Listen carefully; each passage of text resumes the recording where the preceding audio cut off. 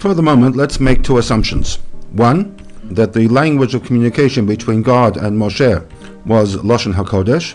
Assumption number two, Egyptians spoke Egyptian, not Lashon HaKodesh. Yaakov's family spoke the language of the Canaanites, which later became Lashon HaKodesh, but not Egyptian. If we inject these two assumptions into the narrative, we have a problem, in that although Moshe was raised in the house of Pah'roh, certainly spoke Egyptian, but when communicating with Pah'roh in the name of God was to speak the words as they were received, namely in Lashon HaKodesh. As such, Pah'roh, who was not conversant in Lashon HaKodesh, would not understand the content of the communication that was coming to him from God. In response to this very down-to-earth problem, Rashi adds a few more words to his commentary, and that is,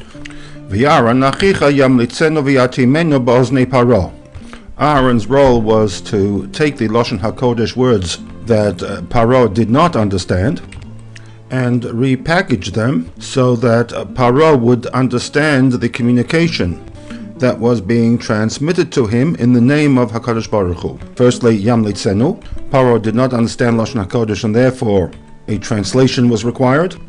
And then V'yatimenu, offer clarification where necessary of that communication.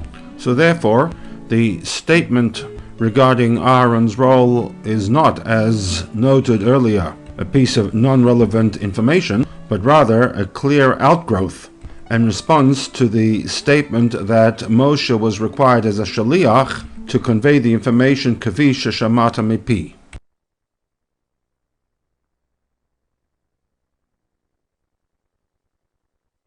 One can only marvel at the thoroughness of the SICHAH by those who provided the research for the footnotes, as well as the Mar'eh Mekomot, the source references upon which the SICHAH information is based.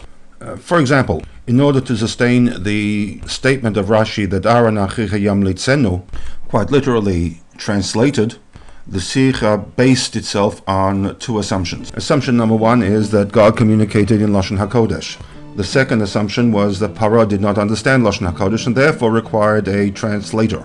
A valid line of study would be to identify the sources for each of these assumptions, without which the statements of Rashi remain in the area of mere supposition without a textual basis. For the first assumption, that the language of communication between God and man was Lashon HaKodesh, footnote 36 refers us to Bereshit, Perek 2, in which we are told that after Chava was created from the Tzelah, Adam acknowledges that this, as opposed to others, would be the ideal partner, and therefore she will be called Isha, Kimi Ish Lukacha, on account of the fact that she was taken, drawn, created from an Ish, play on words, Ish and Isha. As with all commentaries of Rashi, this will also require a careful reading. We will merely take note of the final words of Rashi's commentary to this pasuk. Mikan, it is from here we see, Shenivra ha'olam, that the world was created b'Lashon HaKodesh. So as far back as Chumash Bereshit, Rashi has established the global premise that all communications between God and man was done in Lashon HaKodesh.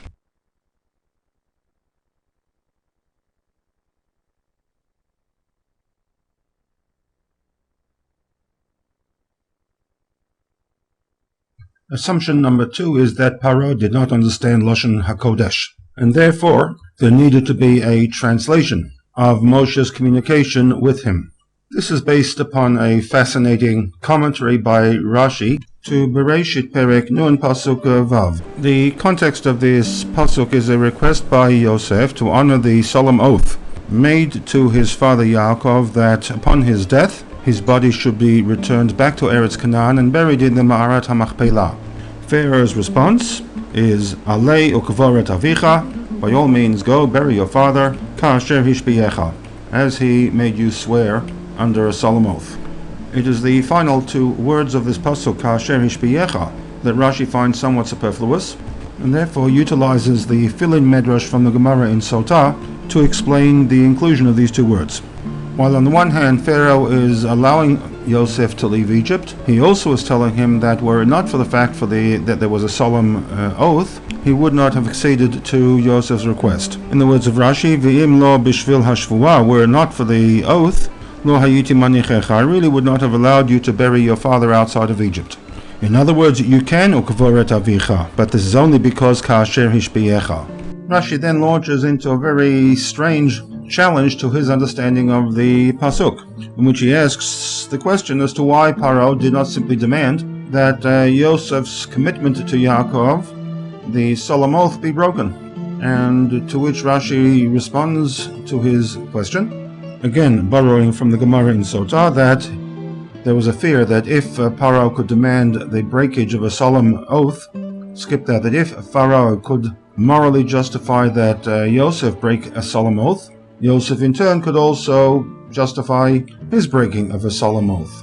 And this solemn oath was not to reveal to anybody the fact that Pah'roh did not understand Lashon HaKodesh. One can only speculate, but possibly knowledge of foreign languages was a sign of perfection. The more languages you knew, the more perfect you became. Yosef had the one-hand advantage over Pah'roh, that not only did Yosef know all 70 languages of the known world, he also knew Lashon HaKodesh. This was not the case with respect to Pah'roh.